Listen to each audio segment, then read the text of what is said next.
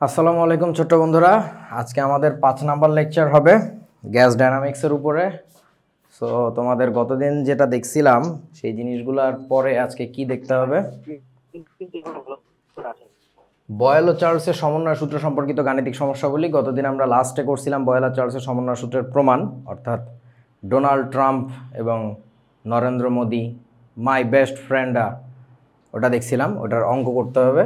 অ্যাভোগাড্রোর সূত্র সবচেয়ে মারাত্মক সুন্দর জিনিস, সবচেয়ে মজার জিনিস।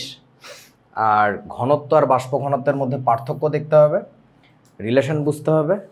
তবে ঘনত্ব বাষ্প ঘনত্ব নিয়ে তোমাদের বইতে তেমন কিছু বলা নাই বেসিক্যালি তেমন কিছু বলতে নাই, বাট এটা আমি পড়াই কারণ অ্যাডমিশনের সময় অনেক অঙ্কে কাজে লাগবে। আগে থেকে দেখে রাখো, তখন যেন বোকার মতো হা করে চায়া থাকতে না হয় যে এইটা জীবনের শুনি নাই, চোখেও দেখি নাই। আর লাস্টে হচ্ছে বয়েল চার্লস আর অ্যাভোগাড্রোর সমন্বয় সূত্র। এই সূত্রটাকে বইতে আমাদের বলে ডাকবে হচ্ছে আদর্শ গ্যাস সমীকরণ, কিন্তু এটা আসলে বয়েল চার্লস অ্যাভোগাড্রোর সমন্বয় সূত্র আর কি। ঠিক আছে, ওইটারই নাম হচ্ছে বইতে ডাকে কি বলছি, আদর্শ গ্যাস সমীকরণ। ঠিক আছে, সো চলো পড়াশোনা শুরু করি বিসমিল্লাহ করে। আচ্ছা, আপনারা একটু বলেন তো এই জিনিসটা দেখছিলেন কিনা আপনারা?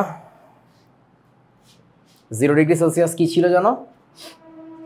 বরফের কি? বরফের গলনাঙ্ক তাপমাত্রা। গলনাঙ্ক কিভাবে লেখে? গলনাঙ্ক তাপমাত্রা। তারপরে বলো তোমার 0 কেলভিন কি ছিল? গ্যাসের আয়তন শূন্য হয়। যে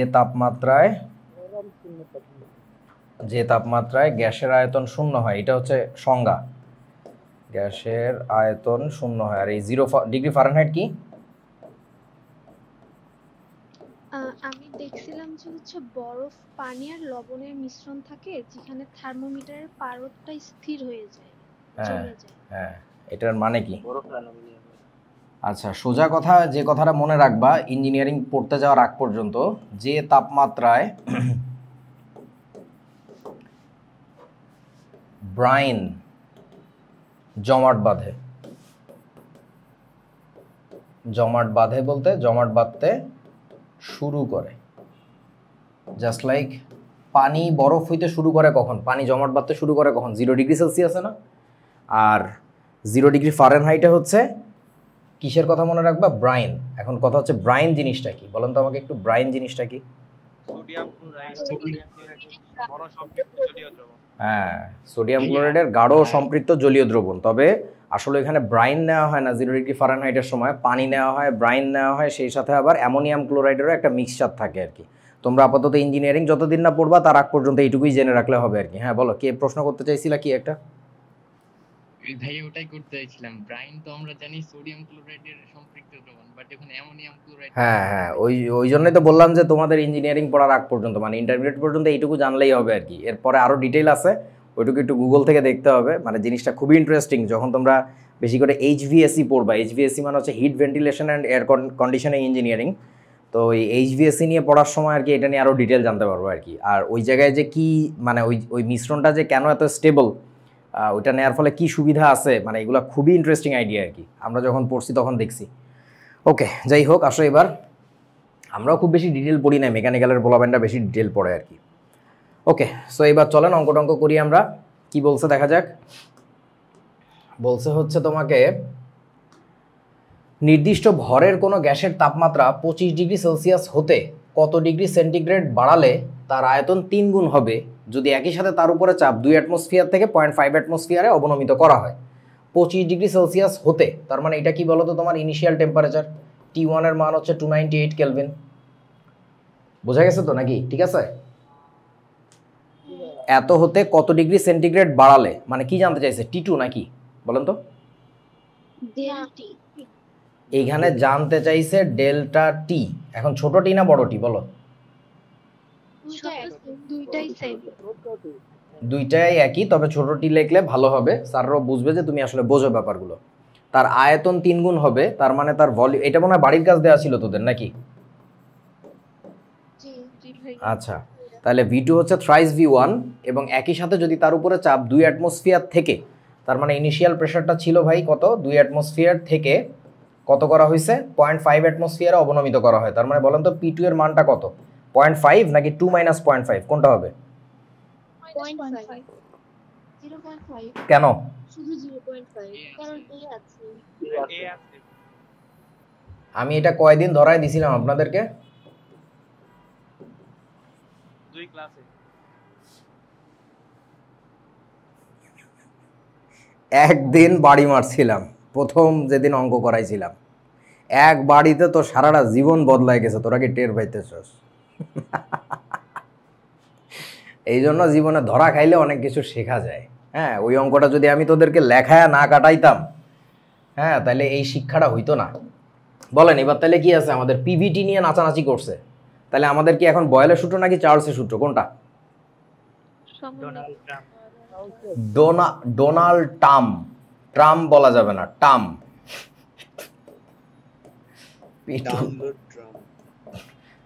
তাহলে আপনারা কি পারবেন? আমার আর করা লাগবে? এইখান থেকে আপনারা কিসের মান বাইর করবেন? টি টু এর মান বাইর করবেন, করার পরে অতএব ডেল্টা টি বাইর করবা, ডেল্টা বড় হাতের টি, যেটা আসবে কিছু একটা আসলো ওইটা লেখা থাকবে কেলভিনে, তারপরে কি করবা ওই মানটাকে লিখে বলে দিবে এত ডিগ্রি সেলসিয়াস, এটাই হচ্ছে ডেল্টা ছোট হাতের টি। That is your answer. বন্ধুগণ বুঝেছো? ভাই জি ভাইয়া এখানকার জি ভাইয়া। আমার হচ্ছে না, বুঝি না ভাই কি? করে দেন। এই জায়গার ক্যালকুলেশন আমি মিলাতেই পারছি না। হাই হাই কয় কি? আচ্ছা, টি টু এর মান কত আসবে? টি টু এর মান আসবে হচ্ছে পি টু ভি টু উপরে, তার মানে পি টু এর মান হচ্ছে 2 অ্যাটমসফিয়ার, ভি টু এর মানটা হচ্ছে আমাদের থ্রাইস ভি ওয়ান, আর নিচে আসবে হচ্ছে P one V one. P one এর মানটা কত? কি লিখলাম আমি আবল তাবল? পি টু এর মানটা কত? 0.5 না? জি ভাইয়া 0.5 আমি ভুল লিখছিলাম, সরি। পি ওয়ান এর মানটা নিচে আসলো, ভি ওয়ান এর মানটা কত? ভি ওয়ান এর মানটা শুধুমাত্র ভি ওয়ান, আবার টি ওয়ান এর মানটা উপরে যাবে, টি ওয়ান এর মানটা কত জানি? 298 কেলভিন। হ্যাঁ, তাহলে এবার কাটাকাটি করলে কি থাকে আমাদের? ভি ওয়ান আর ভি ওয়ান কাটা গেল, তাহলে বাকি থাকে কত? 223.5 কেলভিন। জোরে বল কত? 223.5 কেলভিন। 223.5 এত কেলভিন। আচ্ছা ঠিক আছে, তাহলে আমাদের এবার কি হবে? ডেল্টা টি যখন বাইর করব, বলেন কোনটা থেকে কোনটা? 1 মাইনাস 2 না 2 মাইনাস 1? 1 মাইনাস 2, তাহলে টি ওয়ান মাইনাস হচ্ছে টি টু, এটা করলে আসে কত দেখেন তো? 74.5 কেলভিন। 74.5 কেলভিন, তার মানে থাকবে তোমার এখানে 74.5 degree Celsius. That is your answer. বুঝেছো বন্ধু? বুঝছি কিন্তু আমার মিলেনি। তাইলে যে কাজটা করবি, ক্যালকুলেটর মাথার উপরে বাড়িয়ে দিবি টাস টাস করে, ট্যাং ট্যাং, গরু কোথাকার। ভাই এখানে তো তাপমাত্রা আমরা কমাচ্ছি, প্রশ্নটা বলতে কত ডিগ্রি সেন্টিগ্রেড বাড়ানো। ও আচ্ছা, মনে পড়ছে, এই দোষটা হচ্ছে সেতাবের। সেতাব আছে এই জায়গায়? জি ভাইয়া আছে। এই গাধা, তোদেরকে এই অঙ্কটা কতবার বলছি আমি, ডেটাগুলো চেঞ্জ করা লাগবে। এই ঝামেলা আছে যে আজকে রাতের মধ্যে ডেটা চেঞ্জ করে আমার জানাবি। এই পোলাপানের জন্য যে বই প্রিন্ট করতে যাব তখন ঝামেলা হয়ে যাবে। ঘোড়ার ডিম, তাড়াতাড়ি লেখ। এখানে অবনমিত বলা আছে তো, কি অবনমিত? মানে কমাইলে উল্লেখ করা গেছে। না না না, অবনমিত তো চাপ অবনমিত করা হয়েছে, কিন্তু ওরা কি বলছে? টেম্পারেচার বাড়ানোর কথা বলছে না। মানে এই অঙ্কের ডেটাটায় ঝামেলা আছে, মানে কথা বুঝা না আমার কথা, ডেটা ঝামেলা আছে আর কি। হ্যাঁ, অঙ্ক ল্যাঙ্গুয়েজ ঠিক আছে। এই সেতাব নিচে স্ক্রিনশট কি রে? জি ভাইয়া নিছি। আচ্ছা, একই অঙ্ক আপনাদেরকে দুইবার দেওয়া হয়েছিল নাকি? হালকা চেঞ্জ, শুধু এ নাই শুধু। তাহলে এখন কি করতে হবে বলেন? চেঞ্জ আসবে কোথায়? তাড়াতাড়ি বলেন। কি লিখবোটা কি তাই বল? P2 সমান 2 মাইনাস 0.5। এটা হবে হচ্ছে 2 মাইনাস 0.5 অ্যাটমসফিয়ার। পার্থক্যটা হচ্ছে এই জায়গায়। তাহলে দেখছেন ওই যে এত অ্যাটমসফিয়ার অবনমিত করা হয়, আর আগের অঙ্কে ছিল এত অ্যাটমসফিয়ার এ অবনমিত করা হয়। এ বলার মানে ফাইনালটাই ওইটা, প্রেশার 2ই ওইটা। আর যেহেতু এটা বলছে এতখানি অবনমিত করা হয়, অবনমিত মানে বুঝো তো, অবনমন, ডিগ্রেডেশন, তাহলে এটা হচ্ছে মাইনাস করতে হবে আর কি। ঠিক আছে, আশা করি সবাই বুঝছো, আমি আর করতেছি না। আচ্ছা, তারপরের অঙ্কে যাই। এত কেলভিন তাপমাত্রা এত চাপে 0.2 মিটার ব্যাসার্ধের একটা বেলুনকে সমুদ্রপৃষ্ঠ থেকে ছেড়ে দেওয়া হলে একটি নির্দিষ্ট উচ্চতায় বেলুনের ব্যাসার্ধ এত মিটার হয়েছে। কারণ কি? নিচে থাকতে চাপ বেশি ছিল, যত উপরে যাচ্ছে চাপ কমতেছে। চাপ যদি ওর উপরে কমে তাহলে ওর আয়তনটা কী হবে? বাড়বে। তাহলে প্রথমে তার ব্যাসার্ধ ছিল 0.2 মিটার, এটা হচ্ছে রেডিয়াস 1, 0.2 মিটার। তাপমাত্রা সেখানে ছিল হচ্ছে 298 কেলভিন। প্রেশার 1 ছিল হচ্ছে কত? 101.325 এত কিলো প্যাসকেল।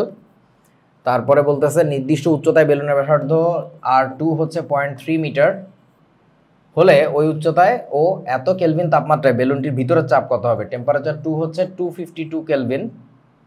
তাহলে বলেন তো কি জানতে চাইছে আমাদের এখানে? বেলুনের ভিতরে চাপ, তার মানে প্রেসার 2 কত? পারছেন আপনারা এই অঙ্ক? জি ভাইয়া। আমাকে একটু বলেন তো রেডিয়াসের কাজটা কি এখানে? ভাইয়া আয়তন। আয়তন বের করতে হবে। হ্যাঁ, আয়তনটা কিভাবে বের করছো বলো? 4/3 পাই আর কিউব। তাহলে আমি আর করতেছি না, যেহেতু পারছো। 4/3 পাই 4/3 পাই দুই পাশ থেকে কাটাকাটি যাবে, R1 কিউব ওই পাশে, R2 কিউব এই পাশে, বসাই দিলে অঙ্ক শেষ। আচ্ছা, আর এর মানগুলোকে চেঞ্জ করছো নাকি? মিটার থেকে সেন্টিমিটার বা অন্য কিছুতে নিছো নাকি? না, যা ছিল তাই আছে। গুড। পরের অঙ্কে যাচ্ছি, খুবই গুরুত্বপূর্ণ অঙ্ক। এই অঙ্ক প্রায়ই আসে পরীক্ষায়। আচ্ছা দেখো কি বলছে, একটি লৌহ সিলিন্ডারে এত কিলোপ্যাসকেল চাপ ও এত তাপমাত্রায় হিলিয়াম গ্যাস পূর্ণ আছে, মানে এটা বর্তমানে আছে, এটাকে আমি নাম দিলাম প্রেসার 1। তাহলে আমাদের কাছে বর্তমানে যে চাপে গ্যাস ভরা আছে সেটার নাম হচ্ছে 250 কিলোপ্যাসকেল। এই চাপে ভরা আছে গ্যাস এত কেলভিন তাপমাত্রায়, তার মানে টেম্পারেচার 1টা হচ্ছে 300 কেলভিন। হিলিয়াম গ্যাস পূর্ণ আছে, সিলিন্ডারটি এত চাপ সহ্য করতে পারে। এটারে কিভাবে লিখবো? এত চাপ সহ্য করতে পারে। 1000 কিলো। ম্যাক্স ম্যাক্স পাওয়ার। ও ম্যাক্স, আচ্ছা ঠিক আছে। পি ম্যাক্সের মান হচ্ছে 1000 কিলোপ্যাসকেল। তোমরা কি ল্যাঙ্গুয়েজটা বুঝছো? এটা P1 না, এটা P2 না, এটাকে আমরা নাম দিলাম নতুন করে পি ম্যাক্স, ম্যাক্সিমাম যে প্রেসার সে সহ্য করতে পারে। আচ্ছা, এই যে এত চাপ সহ্য করতে পারে এবং সিলিন্ডারটির গলনাঙ্ক 1800 কেলভিন। এখন বলো তো এই গলনাঙ্কটাকে আমরা কি দিয়ে লিখবো? টি ম্যাক্স। ম্যাক্স টি ম্যাক্স লেখা যাবে না আব্বু, একটু মনোযোগ দিয়ে বোঝো প্লিজ। ও তোমাদের একটা সুসংবাদ দেই নাই,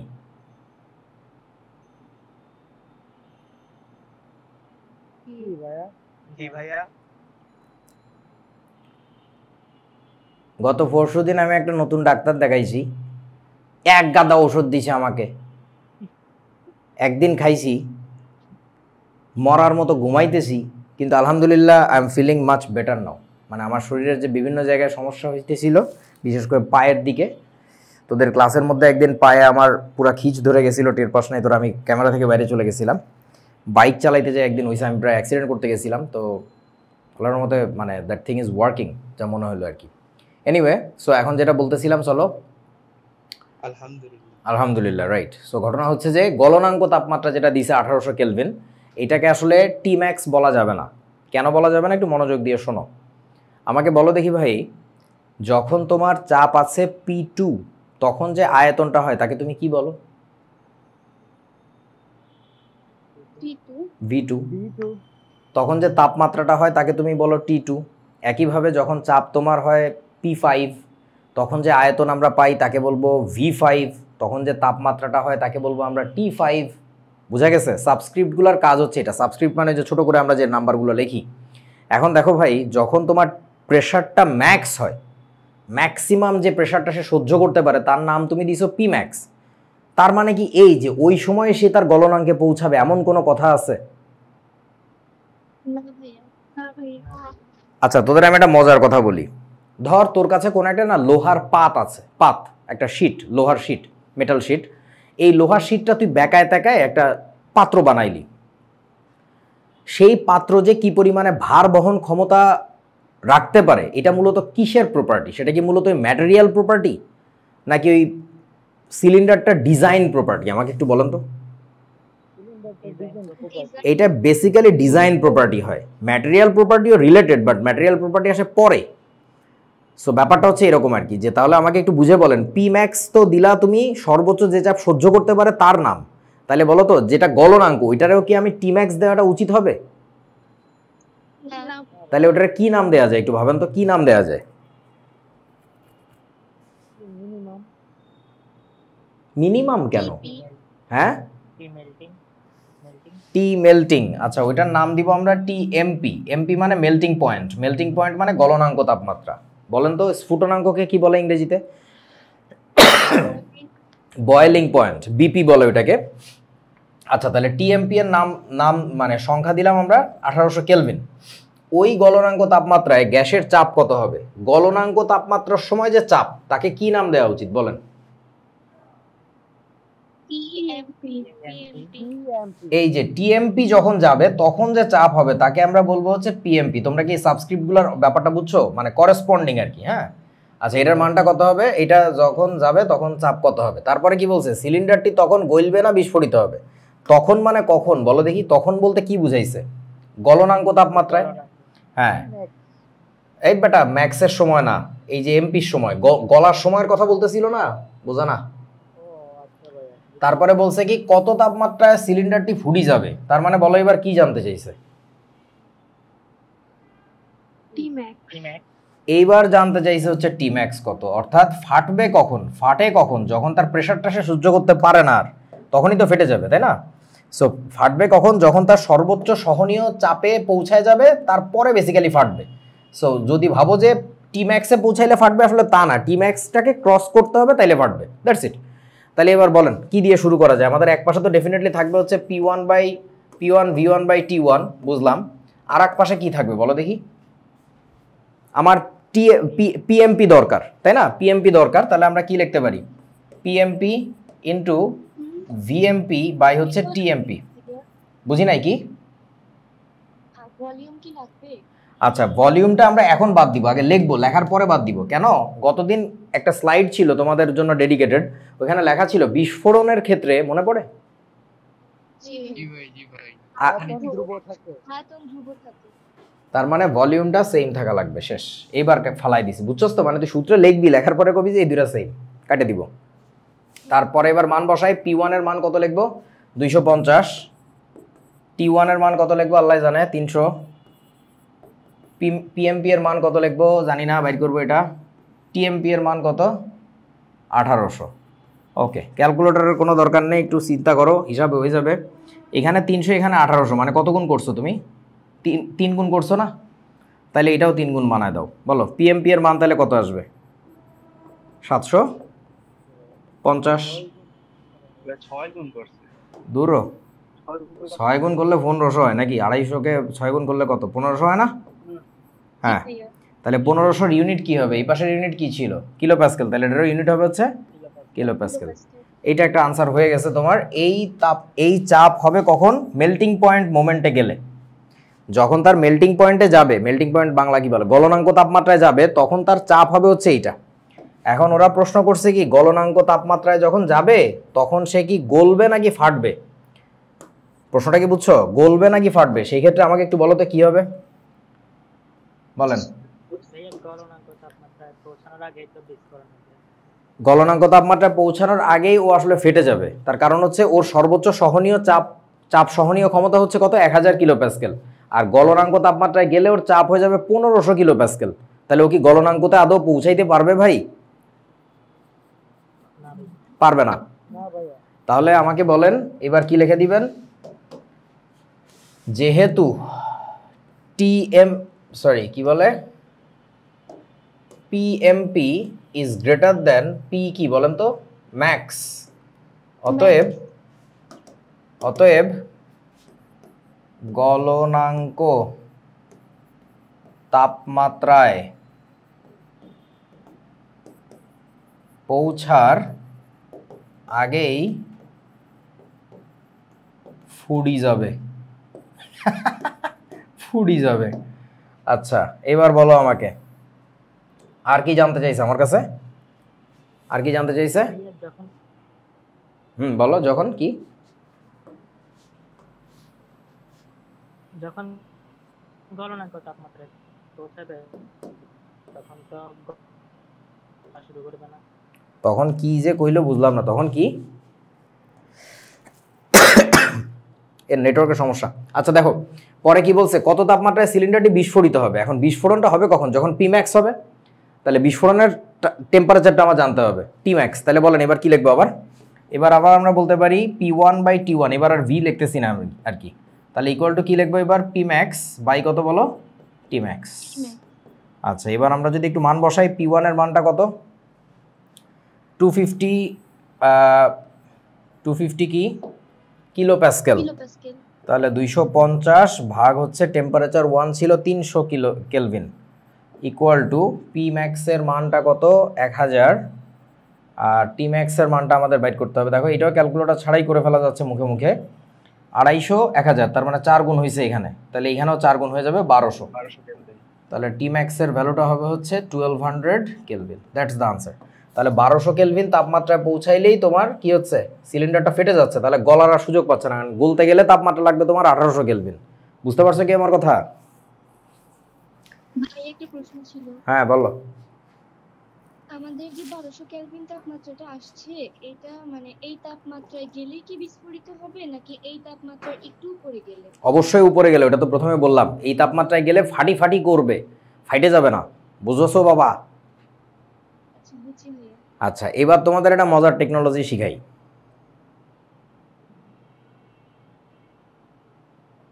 কি ভাইয়া? ভর্তি পরীক্ষার সময় শুধু অঙ্ক করলেই চান্স পাওয়া যায় না।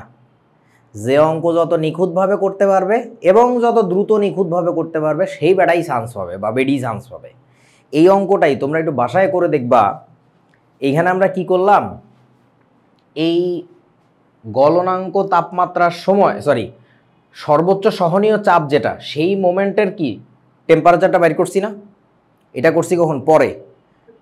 তোমরা একটু নিজেরা করে দেখবা, যদি আমরা কোনোভাবে এই অংশটুকু আগে করতাম তাহলে অঙ্কটা সাইজ এইটুকু হয়ে যায়। কিছু মনে হয় বোঝো নাই আমার কথা? অঙ্কটা দেখবে অনেক ছোট হয়ে যায়। সো একই জিনিস দুইভাবে করলে দুই রকম সাইজ হয়। ভর্তি পরীক্ষার সময় বুয়েটে বা ইঞ্জিনিয়ারিং যেসব জায়গায় লিখিত আছে তারা যে লিমিটেড জায়গা দেয় তার কারণেই এটা। ওই অঙ্কটা কতবার প্র্যাকটিস করছে বা এই ধরনের কনসেপ্টও কতবার হ্যান্ডেল করছে, ও দেখা মাত্র বুঝে ফেলে যে আমি কোন দিক দিয়ে ধরলে জিনিসটা অনেক ছোট হয়ে যাবে। বাসায় একটু কইরো নিজেরা, ঠিক আছে? আমি বড় রাস্তা দেখাই দিলাম, এবার ছোট রাস্তা তোমাদেরকে বলে দিছি, নিজেরা দৌড়াবা। ওকে, এ কি বিলাই গরু, হ্যাঁ ঘটনা কি? চলো মোল সংখ্যা ব্যাপারটা আবার একটু বুঝি অন্যভাবে আর কি। সো ধরো এটা হচ্ছে তোমাদের মাউল হায়াতের খামার, আর এটা হচ্ছে তোমাদের রাকিবের খামার। তো রাকিব বিলাই পালে ও গরু পালে। আমাকে বলো দেখি বন্ধু, এখানে কয়টি গরু আছে গুনে দেখো তো। হ্যাঁ 12টা। বিড়াল আছে কয়টা গোনো? 12টা। আচ্ছা সত্যি বলছো তো? সত্যি বলছো, বুঝে নিলাম। ঠিক আছে, তাহলে আমি বলতে পারি যে এখানে গরু আছে হচ্ছে 12টি। আচ্ছা দেখো তো এই পাশে বিড়ালও তো কয়টা? 12টা না? 12টা। আমাকে বলো এই পাশে যদি আমি হালিতে কাউন্ট করি কত হালি গরু আছে? 3 হালি। তাহলে বিড়াল আছে কতগুলো? 3 হালি। আচ্ছা যদি বলি কত ডজন এখানে? 1 ডজন। তাহলে বলো তো এই পাশে বিড়াল আছে কতগুলা? 1 ডজন। এখানে কত মোল গরু আছে বলতে পারবা কেউ? কত মোল? এই হাগু করে দিছে, হাই ছাগলের নাতি। 12 মোল। হায় রে বলদ বাবারে, 12টা হইলে যেমন 1 ডজন বলে, 20টা হইলে যেমন 1 কুড়ি বলে, 4টা হইলে যেমন 1 হালি বলে, 6.022 ইন্টু 10⁻23 টি হইলে তারপরে বলে 1 মোল। তুই কিভাবে বললি এখানে 1 মোল? তোরা কি মানুষ না পশু? 2 মোল?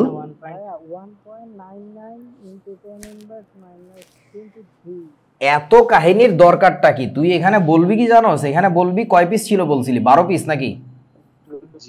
12 ভাগ হচ্ছে অ্যাভোগাড্রো সংখ্যা, এত মোল। এই শেষ, বাড়ি যা। এ বুঝা না আমার কথা? বুঝো নাই আব্বা? আচ্ছা এখন দেখেন আমি যেটা বুঝাইতে চাচ্ছি, ভিন্ন ভিন্ন পদার্থ থাকলেও যদি পিসের সংখ্যায় সমান হয়, যে এর যত পিস ওরও দেখো তত পিস, তাহলে এর যত হালি হবে ওরও তত হালি হবে, এর যত ডজন হবে ওরও তত ডজন হবে, এর যত মোল হবে ওরও তত মোল হবে। এটা হচ্ছে কথা। কারণ জোড়া হালি, ডজন, কুড়ি, মোল এ সবই একই। একটা নির্দিষ্ট সংখ্যক পিস হইলেই তাকে ওই একটা নাম দেয়। কেউ বোঝা না? আমার কাছে দুইটা গ্যাসের সিলিন্ডার আছে, এই একটা গ্যাসের সিলিন্ডার, এটা গ্যাসের সিলিন্ডার না বেলুন, যাই হোক, আমি যদি গুনে টুনে কোনোভাবে টের পাই যে এখানে আমার 200টা অণু ছিল, কথার কথা, তাহলে এইখানেও 200টা অণু ছিল, কথার কথা, ধরেন দুই জায়গায় অণুর সংখ্যা সমান, আমি কি তাহলে বলতে পারি এইখানে যত মোল অণু ছিল এখানে তত মোল অণু ছিল? এটা কি বলা যায় নাকি যায় না? জি ভাইয়া যায়। If the piece number is equal, if the number of pieces are equal, it means they will have equal mole, because mole number is nothing but an unit of counting pieces. That's it. So এটা হচ্ছে মোল নাম্বারটাকে আরেকবার একটু feel করানোর চেষ্টা করলাম আর কি, যে জিনিসটা কি। ওকে, এবার আসো আমার ছোট খালার বড় ছেলের কাছে যাই, ওর নাম হচ্ছে অ্যামেদিও লরেনজো রোমানো অ্যামেদিও কার্লো অ্যাভোগাড্রো। ওর এই যে নামটা, এই ব্যাপারটা আমার কাছ থেকে আসছে, এতে আরিফ এতে অ্যাভোগাড্রো। হ্যাঁ, সো ঘটনা হচ্ছে আমার এই যে ছোট খালার যে বড় ছেলেটা, এর একটা অদ্ভুত সূত্র ছিল, আমি বানাই দিয়েছিলাম, ওর নাম দিয়েছি ক্রেডিট আর কি। এটাকে আমরা বলবো হচ্ছে অ্যাভোগাড্রোর সূত্র। এখন আমাদের সেই অ্যাভোগাড্রোর সূত্র শেখা লাগবে, বুঝেছো? এই এখানে লেখা আছে আরিফ ভাইয়ের ছোট খালার বড় ছেলে, হ্যাঁ তোমাদের বড় ভাই হয় আর কি। চলো, হ্যাঁ কি নামটা? হ্যাঁ খুব ছোট আর কি একটা নাম, ওই যে ইখতিয়ার উদ্দিন মোহাম্মদ বিন বখতিয়ার খলজির মতো অবস্থা। আচ্ছা, তো সূত্রটা কি বল? আপনি গান্ডু বলেন। কারে গান্ডু বলি? তোদেরকে? আচ্ছা দেখো, তো সূত্রটা কি বলছিল, একই তাপমাত্রা ও চাপে সম আয়তন বিশিষ্ট যে কোনো গ্যাসে, সে যে কোনো গ্যাস বলতে মৌলিক গ্যাস হইতে পারে, যৌগিক গ্যাস হইতে পারে, মিশ্র গ্যাসও হইতে পারে। মিশ্রের ওই কথাটা বইতে লেখা ছিল না আমাদের সময়, ওটা আমি নিজে কেমিস্ট্রি পড়াইতে আমার অনুভূতিতে আসছে যে মিশ্র গ্যাস হলেও কাজ করে, দ্যাটস আমি লাগাইছি। ওটা অ্যাভোগাড্রোর সূত্রের মূল সূত্রটাতে এটা লেখা ছিল না, মানে ওটা অ্যাভোগাড্রোর আবিষ্কার না, ওটা আমার আবিষ্কার আর কি। সো ঘটনা হচ্ছে, আবারও বলতেছি, একই তাপমাত্রা ও চাপে সম আয়তন বিশিষ্ট যে কোনো গ্যাসে সমান সংখ্যক অণু থাকে। এই সুন্দর কিউট কথাটা বিজ্ঞানের ইতিহাসে বলতে পারো প্রলয়ঙ্করী একটা কথা, যদিও এই কথার মানে তোমরা বোঝো নাই আমি জানি, বাট কথাটা আসলেই এরকম। আবারও বলছি, একই তাপমাত্রা ও চাপে সম আয়তন বিশিষ্ট যে কোনো গ্যাসে সমান সংখ্যক অণু থাকে। বুঝেছো? কেউ বোঝো নাই? ভাইয়া সমান সংখ্যক অণু থাকলে এটা কি বলতে পারবো যে সমান সংখ্যক পরমাণু আছে? না, তা কিভাবে বলবা গাধা? এদিকে তাকাও। ধরো এই গ্যাস, এই বেলুনটার মধ্যে হচ্ছে হাইড্রোজেন গ্যাস আছে, এইখানে ধরো নাইট্রোজেন গ্যাস আছে, এইখানে ধরো কার্বন ডাইঅক্সাইড গ্যাস আছে, মানে কি এই দুইটা মৌলিক গ্যাস, আর এটা কি বলেন তো, যৌগিক গ্যাস না? বুঝতেছো? হ্যাঁ, সো এইরকম থাকতেই পারে। আচ্ছা, তারপরে ধরো এইখানে আছে, ধরো কথার কথা কারে দিব, সালফার ডাইঅক্সাইড গ্যাস আর হচ্ছে ধরো নাইট্রোজেন গ্যাসের মিশ্রণ আছে। এইখানে আছে ধরো নিয়ন গ্যাস, এটা নিষ্ক্রিয় গ্যাস হইল, থাকতেই পারে, যে কেউ থাকতে পারে।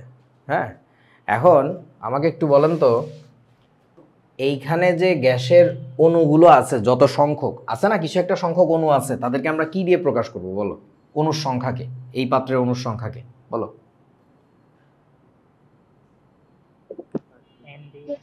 ছোট এন না বড় এন, তাই বলেন, ছোট এন না বড় এন? ছোট এন দিয়ে মোল সংখ্যা প্রকাশ করে। আমরা তো মোলে যাচ্ছি না, আমরা পিস নাম্বার জানতে চাচ্ছি, আমার কথা কি বুঝছিস? আচ্ছা, এন অফ আমরা লিখলাম H2, তাহলে এইখানকার অণুর সংখ্যাকে কি দিয়ে লিখবো? N of N2। এইখানকার অণুর সংখ্যাকে কি দিয়ে লিখবো? N of CO2। এইটারে কি দিয়ে লেখা যাবে? এন অফ বলো, SO2 প্লাস প্লাস N2 লেখা যাবে না, প্লাস লিখতে হবে এন অফ N2, অর্থাৎ নাইট্রোজেনের যে অণুর সংখ্যা যোগ হচ্ছে সালফার ডাইঅক্সাইডের অণুর সংখ্যা আর কি। আমার কথা কি বুঝেছো? লেখার নিয়মটা হচ্ছে এটা। আচ্ছা, এখানে কি বলেন? এন অফ বলেন নিয়ন। ওকে, সো এখন এই সবগুলো গ্যাসের যেটা হওয়া লাগবে, টেম্পারেচার হওয়া লাগবে একই, কারণ সূত্রের মধ্যে পড়ে দেখো তো, তাই বলছে না, একই তাপমাত্রা ও চাপে। চাপ দেওয়া লাগবে সবগুলো গ্যাসকে একই, একই তাপমাত্রা চাপ দিলেও হবে না, সবগুলো গ্যাসের আবার কি হওয়া লাগবে একই বলেন তো? আয়তন। আয়তন একই হওয়া লাগবে। যদি হয় তাহলে অ্যাভোগাড্রোর কথা মানা যাবে। সে অ্যাভোগাড্রোর কথাটা কি জানো?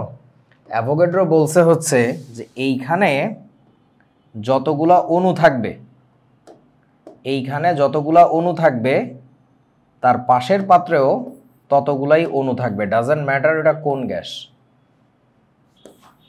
কেউ আমার কোনো কথা বোঝে না। অণুর সংখ্যা সব সমান হবে, মজার আইডিয়া। যদি অণুর সংখ্যা সমান হয় তার মানে আমাকে একটু বলেন তো, এইখানে যে অণুর মোল সংখ্যা NH2, এইখানকার অণুর মোল সংখ্যা কি NN2, এটা কি হবে NCO2, এটা কি হবে NSO2 প্লাস NN2, এটা কি হবে NF-নিয়ন। এই সবগুলা কি হবে বলেন দেখি বন্ধু আমাকে? সমান। এই সব সমান হবে, কারণ একটু আগে দেখাইছি আমি পিসের সংখ্যায় যদি সমান হয় তাহলে মোলের সংখ্যা সমান হবে। ভাইয়া তাপমাত্রার উপরে অণুর সংখ্যা ডিপেন্ড করে কিভাবে? এটাই তো মজা। শুধু তাপমাত্রা না তো, চাপের কথাও তো বলছে। টেম্পারেচার প্রেসার সেম দিলে তারপরে যদি আয়তন সমান হয়, একটা জিনিস বোঝো। ধরো তুমি বইমেলা থেকে একটা বেলুন কিনছো এই সাইজের, তুমি বাণিজ্য মেলা থেকে একটা বেলুন কিনছো এই সাইজের, দুইটার তাপমাত্রা একই বানাইলা, দুইটারে একই পরিমাণে চাপে রাখলা, রাখার পরেও দেখলা এটার আয়তন ভি আছে আর এটার আয়তন ধরো 2V আছে, তার মানে কি এটা ফুইলা আছে না? কি করো বলো তো? বেলুন খুলে দাও, বেলুন খুলে কিছুটা গ্যাস বাইর করো, গ্যাস বাইর করে এটার আয়তনটা ছোট বানাও। পারফেক্টলি যখন দেখবা ভি আয়তন হবে, ওইটার আয়তন যদি ভি হয়ে যায়, কখনো হইতে পারে না, তখন তুমি যে কোনো একটার মধ্যে অণুর সংখ্যা কাউন্ট করো। এখানে যদি থাকে 500টি অণু, কথার কথা, তুমি শিওর থাকো এখানে অণু আছে কয়টা বলো তো? 500টা। That's what you call Avogadro's ল। ভাইয়া এখানে তো শুধু আয়তনের উপরে ডিপেন্ড করতেছে। না রে বাবা, টেম্পারেচার প্রেসারও একই রাখা লাগবে। আসলে দেখ, দুনিয়ার সব কিছু আসলে টেম্পারেচারের উপর ডিপেন্ড করে। এটা আমি গত ক্লাসেও বুঝাইছিলাম মনে হয়, চার্লসের সূত্র নিয়ে আলোচনা করার সময়। চার্লসের সূত্রের কেলভিনের যে ডেরিভেশন ছিল সেইখানে সে দেখাইছিল 0 কেলভিনে গেলে কেন পদার্থের আয়তন শূন্য হয়ে যায় বলে মনে হয়। তার কারণটা হচ্ছে temperature is something that makes the molecules vibrate, vibration তৈরি করে। ভাইব্রেশনটাই বেসিক্যালি আমরা চোখে দেখি আয়তন হিসাবে। অণুর মধ্যে যদি নড়াচড়ার ক্ষমতা না থাকে তাহলে ও আসলে এরকম ফুইলা থাকতো না। কিছু মনে হয় বোঝো নাই? জি ভাইয়া বুঝছি। সো ব্যাপারটা হচ্ছে টেম্পারেচার একই দেওয়া লাগবে, অর্থাৎ দুজনের মধ্যে ড্রাইভিং ফোর্স একই, দৌড়ানোর ক্ষমতা একই। তুমি যে বাইরে থেকে তাকে ঠাইসে ধরে রাখছো, সেই ঠাসার পরিমাণ যদি একই হয়, তারপরে যদি দেখো যে আয়তন দুইজনের সমান হয়েছে, তার মানে শিওর থাকো ভিতরে সমান সংখ্যক অণু ছিল। যদি আয়তন সমান না দেখো তাহলে জানি না ভাই, এক একজনের মধ্যে এক এক অণু ছিল। বল দেখি, আমি দুইটা পাত্রে তাপমাত্রা চাপ সমান দিলাম, দেওয়ার পরে দেখলাম একজনের চেয়ে আরেকজনের আয়তন বড়, তার মানে যেটার আয়তন বড় ছিল ওর মধ্যে কি বেশি ছিল? বেশি ছিল না কম ছিল বলেন তো? বেশি ছিল। অণুই বেশি ছিল, এই কারণেটা ভুলে আছে। That's the concept. বুঝতে পারছো কি আমার কথা? জি ভাইয়া। ওকে, তোমাদের যাদের মনে হইতেছে বুঝতে পারছো, একটু পরে দেখবা যে মনে হবে যে রে বুঝছিলাম বলে ভাবছিলাম, বাট আসলে বুঝি নাই। আস্তে আস্তে ধীরে ধীরে। তোমাদের বলছিলাম গত ক্লাসে এই অ্যাভোগাড্রোর সূত্রটা আমরা কোন ক্লাসে শিখছিলাম মনে আছে? ক্লাস 9-এ থাকতে। সো আমরা যেটা 9-এ আস্তে আস্তে ধীরে ধীরে 2টা বছর ধরে কনসেপ্ট ক্ল্যারিফাই করছি বারবার করে, ইন্টারমিডিয়েট উঠে আরও খোলাসা হয়েছিল। তোমাদের এটা সুযোগটা হচ্ছে না, এখনই শেখা লাগবে, বাট অন্তত 2-1 দিন সময় যেতে দাও, অধৈর্য হয়েও না, একটু শুনতে থাকো আর কি, আস্তে আস্তে খোলাসা হবে। আমি একটা অঙ্ক করি তোমাদের সাথে, চলো, অ্যাভোগাড্রোর সূত্র রিলেটেড, তাহলে একটু খোলাসা হবে। ধরো এই একটা গ্যাসের পাত্র, এইখানে চাপ আছে পি, এটারও চাপ দেওয়া হইলো পি, এটার তাপমাত্রা দেওয়া হয়েছে টি, এটারও তাপমাত্রা দেওয়া হয়েছে টি। এরপরে এটার আয়তন পাওয়া গেছে ভি, কিন্তু এটার আয়তন পাওয়া গেছে হচ্ছে টুয়াইস ভি। মানে তোমরা কি আমার কথা বুঝছো? একই তাপমাত্রা ও চাপে অবস্থান করে একজনের চেয়ে আরেকজনের আয়তন দ্বিগুণ পাওয়া গেছে। অথচ অ্যাভোগাড্রোর সূত্রের কথাটা কি ছিল? একই তাপমাত্রা ও চাপে সম আয়তন বিশিষ্ট গ্যাস হওয়া লাগবে, কিন্তু যে গ্যাসই থাকুক ভিতরে সমস্যা নেই, বাট আয়তনটা যেন সমান হয়। এখন কি আয়তন সমান হয়েছে? হয় নাই। তাহলে এখানে কি আমাদের অ্যাভোগাড্রোর সূত্র কাজে লাগাইতে পারার কথা না? না ভাইয়া। কিন্তু আমরা লাগাইতে পারবো। আসো, আমাকে একটু বলো, ধরে নেওয়া গেল এই পাত্রে তোমাকে আমি অণুর সংখ্যা বলে দিছি, এক্সটি অণু আছে, এক্স সংখ্যক অণু আছে। আমাকে একটু তোমাদের বলতে হবে গেস করে যে এই পাত্রে তাহলে কতগুলো অণু আছে। এখানে 2xt অনু আছে, তো তোরা যে কইলে গেস করা যাবে না, এই যে করা যাচ্ছে, তো এই কয়টাই আসলে এই কয়টা আছে। কারণ একটু আগে বুঝাইলাম না যে তোর তাপমাত্রা চাপ সমান হইলে যদি আয়তন সমান হয় তাহলে শিওর থাকো সমান সংখ্যক অণু আছে। যদি আয়তন সমান না হয়, যত গুণ আয়তন হবে ওর মধ্যে অণু আসলে তত গুণ ছিল। That's it. এখন এটার যদি একটা ফিজিক্যাল ব্যাখ্যা চাও কেউ, আমি সেটা খুব সুন্দর করে দিতে পারবো। দেখো, একটা মজার কনসেপ্ট শেখো। সেটা হচ্ছে, দেখো তো এইটুকু জায়গায় অণু আছে কয়টা বলছো?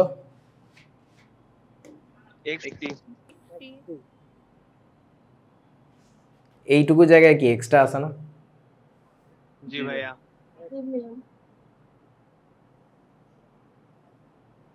এখনো বোঝো নাই বন্ধু? জি ভাইয়া, এইখানে তোমার দেখো এক্স সংখ্যক অণু আছে এইটুকু জায়গাতেই, এইটুকু জায়গাতেই। আবার এইটুকু জায়গাতে আর একটা এক্স আছে একই তাপমাত্রা চাপে। তাহলে টোটালি এখানে কয়টা আছে বলেন তো? টুয়াইস এক্স সংখ্যক অণু আছে কিন্তু। বুঝতে পারছো কি আমার কথা? আচ্ছা, তাহলে এবার বলেন, আমি কি একটা কথা বলতে পারি তাহলে অ্যাভোগাড্রো সূত্রের গাণিতিক রূপটা কি হবে? ভলিউমের সাথে তার যে মোল সংখ্যা বা অণুর সংখ্যা, এটা কি সমানুপাতিক না? জি।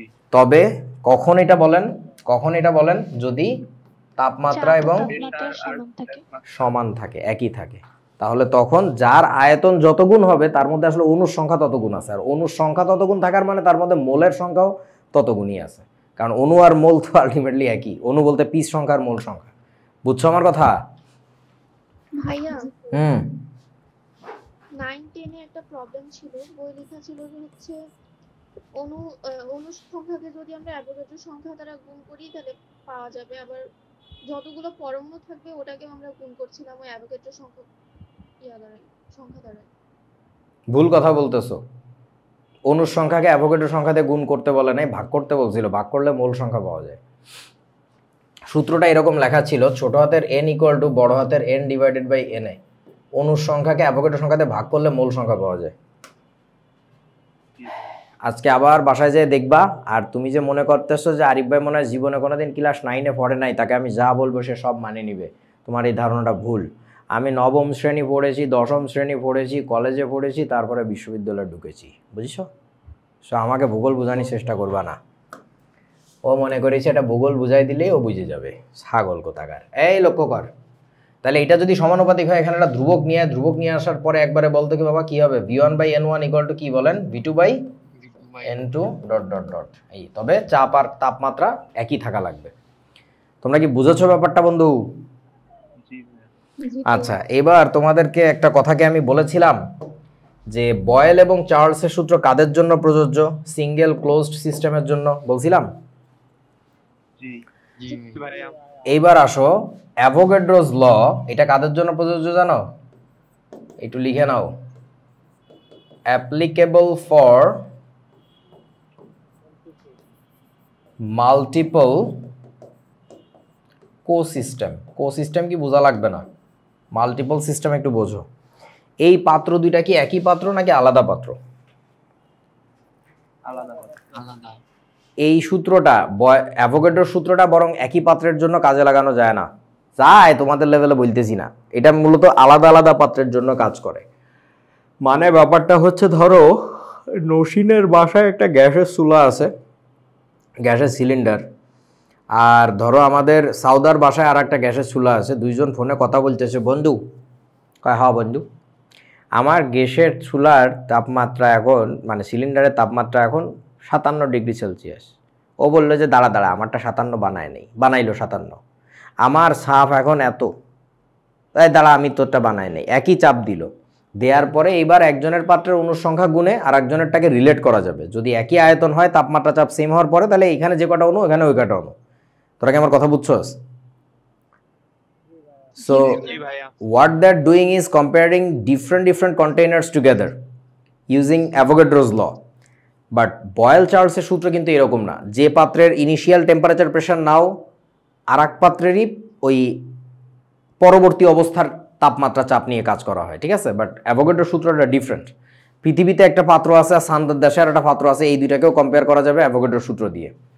ওকে, সো খুব গুরুত্বপূর্ণ কথা। চলো এবার দেখি অ্যাভোগাড্রোর সূত্রের কিছু অঙ্ক করি। এই টাইপের কোনো অঙ্ক তোমাদের বইতে পাবা না, কারণ অশিক্ষিতরা বই লেখছে, বোঝেই নাই যে অ্যাভোগাড্রো সূত্র কী জিনিস, এর মধ্যে ঢুকাইছে মৌল সংখ্যার অঙ্ক, ঢুকায় কয় যে এইগুলো অ্যাভোগাড্রো সূত্রের অঙ্ক। ভালো করে করো। এ ও বি পাত্র দুটিতে একই অবস্থার সম আয়তন যথাক্রমে নাইট্রোজেন এবং সালফার ডাইঅক্সাইড গ্যাস আছে। আচ্ছা আমি একটু ছবি এঁকে এঁকে করি। এ আর বি দুইটা পাত্র, এই একটা পাত্র আর একটা পাত্র বি, এটা এ পাত্র, এটা বি পাত্র। আচ্ছা তারপরে কি বলেছে, এ ও বি পাত্র দুটিতে একই অবস্থার মানে টেম্পারেচার প্রেসার একই, ঠিক আছে, টেম্পারেচার প্রেসার একই, সম আয়তন, তার মানে এটারও আয়তন ভি, এটারও আয়তন ভি, যথাক্রমে নাইট্রোজেন এবং সালফার ডাইঅক্সাইড গ্যাস আছে। তাহলে এইখানে আছে হচ্ছে নাইট্রোজেন আর এখানে আছে হচ্ছে সালফার ডাইঅক্সাইড গ্যাস আছে। এ পাত্রে 200টি পরমাণু থাকলে বি পাত্রে পরমাণু আছে কতটি? এ পাত্রে কয়টা পরমাণু আছে? 200টি পরমাণু। তাহলে একটু বলেন তো বি পাত্রে পরমাণু থাকবে কয়টা? 200টা না? শেষ। 200টা। তার এখানে পরমাণু বলা আছে তো অণু সমান পরমাণু তো না। সান্দু, ওরে সান্দু, কেউ টের পাও নাই, অ্যাভোগাড্রোর সূত্র ডিলস উইথ অণু, Avogadro didn't talk anything about পরমাণু। এই বুঝছিস আমার কথা? জি ভাই। আমাদের সময় 9-10 একটা গুরুত্বপূর্ণ এমসিকিউ কোয়েশ্চেন ছিল, এটা আসতো প্রতি বছর, যে অণু ধারণার প্রবর্তককে, অণুর কনসেপ্টটাই নিয়ে আসছিল অ্যাভোগাড্রো। অণুর কনসেপ্ট আগে মানুষের ছিলই না। ওকে, সো এবার আমাকে বলেন তাহলে এই যে 200টা পরমাণু আছে, এটা দেখে লাভ দিয়ে বলা যাবে না যে ওইখানেও 200টা পরমাণু আছে। তাহলে এবার কি করতে হবে বলেন তো? এইখানে আগে বাইর করতে হবে যে অণু আছে কয়টা, বলেন এখানে অণু আছে কয়টা? হ্যাঁ 100টি। কিভাবে বুঝলে বলো? হায় রে অশিক্ষিত, বলতে হয় যে এটা দ্বিপারমাণবিক অণু বিশিষ্ট মৌল, এই মৌলটার প্রতিটা অণুতে 2টা করে পরমাণু। তাহলে অণুর সংখ্যাকে, পরমাণুর সংখ্যাকে আমরা 2 দিয়ে ভাগ করে দিলে অণু পাইছি। এই আমার কথা বুঝতেছে না? বুঝছি ভাইয়া। আচ্ছা তাহলে এবার বল, এই অণুর সংখ্যা থেকে রিলেট করা যাবে কি ওইটার অণুর সংখ্যা না? বলেন ওই পাত্রে অণু আছে কয়টা? ওই পাত্রে অণু আছে কয়টা? 100টি অণু আছে। তাহলে বলেন এই অণু থেকে এবার কি বাইর করা যাবে? ওই পাত্রের পরমাণু সংখ্যা বাইর করা যাবে না? 300টি পরমাণু। এটা কি সবাই বুঝছো? জি ভাইয়া। এই তো শেষ, এইটাই আনসার। ছবিতে উত্তর হয়ে গেল, ছবিতে। কি আনন্দ। আচ্ছা সালফার ডাইঅক্সাইডকে আমরা বলবো ত্রিপারমাণবিক যৌগিক পদার্থ না বলবা ত্রিপারমাণবিক অণু বিশিষ্ট যৌগিক পদার্থ। ত্রিপারমাণবিক অণু বিশিষ্ট যৌগিক পদার্থ। বুঝতে পারছেন আমার কথা? বুঝতে পারলে হবে না? পরীক্ষা আসছিল, জোরে বল। কি বললাম এই ম্যাথটা কি কোনো পরীক্ষায় আসছিল? এই ম্যাথগুলো আমার বানানো, 2-1 বছরের মধ্যে বইতে ঢুকবে, তার 2-1 বছরের মধ্যে ভর্তি পরীক্ষা পাবি ইনশাল্লাহ। আচ্ছা দেখো, এবার দেখো ঘটনা হইতেছে, পাশাপাশি 2টা সিলিন্ডার একই তাপমাত্রা ও চাপের অঞ্চলে রাখা আছে। 2টা সিলিন্ডার একই তাপমাত্রা ও চাপের অঞ্চলে রাখা আছে, পাশাপাশি 2টা সিলিন্ডার, এই একটা সিলিন্ডার, এই একটা সিলিন্ডার, একই তাপমাত্রা ও চাপ। আচ্ছা এই অবস্থায় প্রথমটির চেয়ে দ্বিতীয়টির আয়তন 1.5 গুণ বেশি পাওয়া গেল। তার মানে এইটার আয়তন যদি ভি হয় তাহলে এটা কত? 1.5 ভি না নাকি? 2.5 ভি। কেন বেশি পাওয়া গেছে? এই বন্ধুরা তোমরা এটা বোঝো নাই,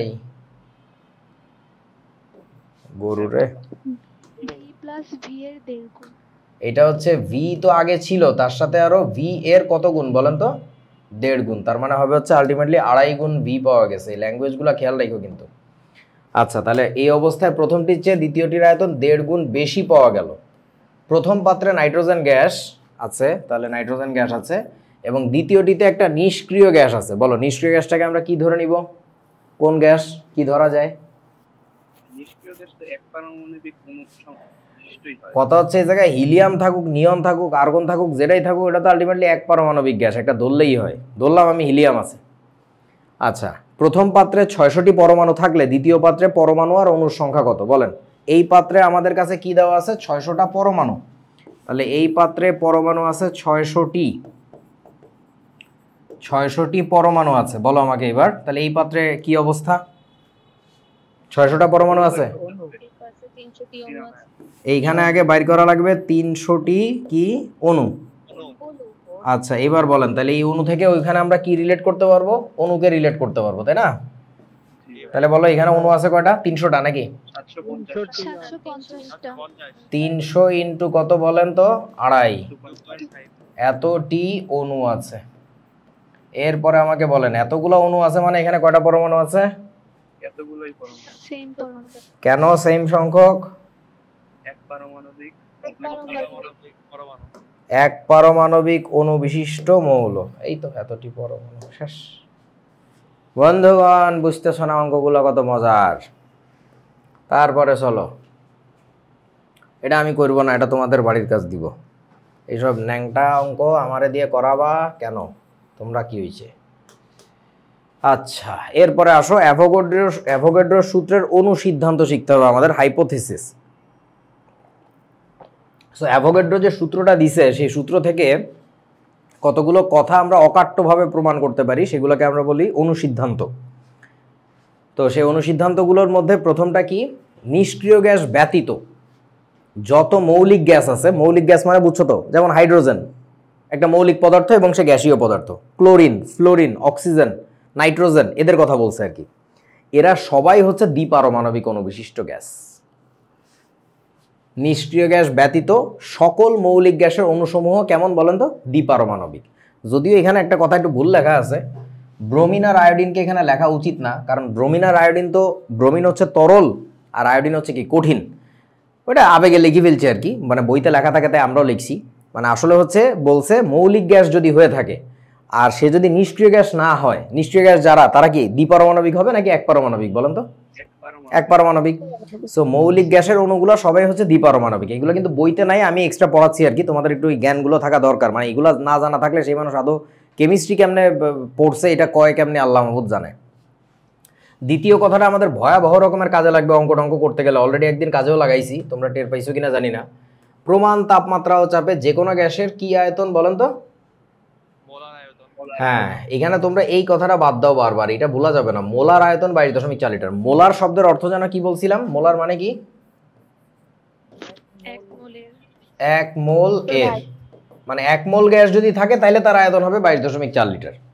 আচ্ছা লাস্ট কথাটা হচ্ছে কি, যে কোনো গ্যাসের আণবিক ভর তার বাষ্প ঘনত্বের দ্বিগুণ।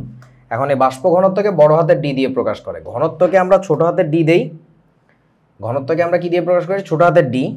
আর বাষ্প ঘনত্ব যদি বলে, এই বাষ্প ঘনত্বকে প্রকাশ করে বড় হাতের ডি দিয়ে। কি জিনিস পরে শিখবো না আমরা, তাহলে রিলেশনশিপটা মনে রাখতে হবে। এম ইকুয়াল টু কত বলেন? 2/d। এই সূত্রটা বিশেষ করে ইন্টারমিডিয়েটের কোনো অঙ্কে এভাবে কাজে লাগবে না, একাডেমিকে অ্যাডমিশনের অঙ্কে প্রচুর কাজে লাগে। সো এই জন্য আমি আগেই দেখায় রাখি, পরে যায় যেন অবাক হয়ে ছায়া থাকতে না হয়। কোথায়? তোদের পরীক্ষা কি হয়ে গেছে? না না না। ও, এটা হওয়ার কথা না। এটা কত সালে আসছিল বলে তুমি দেখছো? আমি তো একটা বইয়ে পাইছি। অসম্ভব ব্যাপার। নটরডেমে বইয়ের বাইরে থেকে কিছু আসে না, একটা কথাও আসে না, মৌলিক কথাবার্তা আসে।